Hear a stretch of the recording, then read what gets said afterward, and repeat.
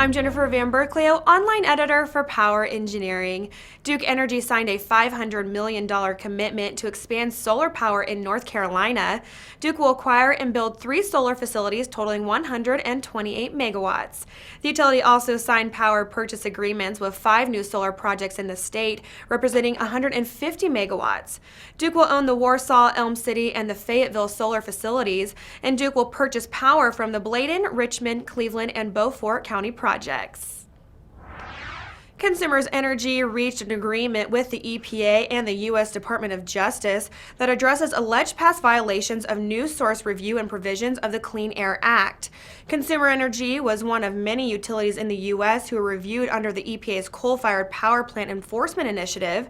Under the agreement, Consumers Energy will spend more than $2 billion in upgrades at its power plants, which will result in lower emissions. Consumers Energy has also agreed to pay a $2.75 million civil penalty. In addition to the retirement of its 7 oldest coal-fired units, Consumers Energy will invest up to $4 million in renewable energy development. Now let's shoot over to Sharon Dotson, editor of Nuclear Power International magazine, for today's nuclear headline. Thanks, Jennifer. The NRC approved a rule to certify GE-Hitachi Nuclear Energy's Economic Simplified Boiling Water Reactor design. The certification means the reactor design meets NRC's safety requirements. GE submitted its certification application on August 24, 2005 for the 1,594 megawatt electric natural circulation reactor. The design includes passive safety features that will cool down the reactor after an accident without the need for human intervention.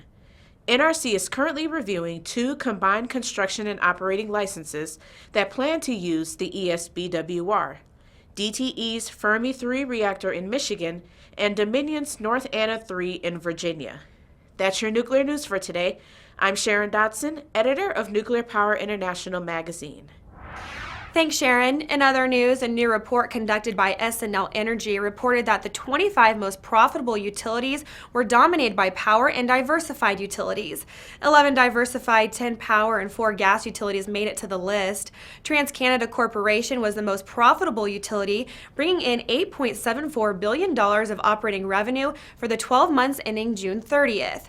Gas utility QStar came in second with $1.2 billion in revenue. Rounding out the top 5 were Energy, National Fuel Gas, and NextEra Energy.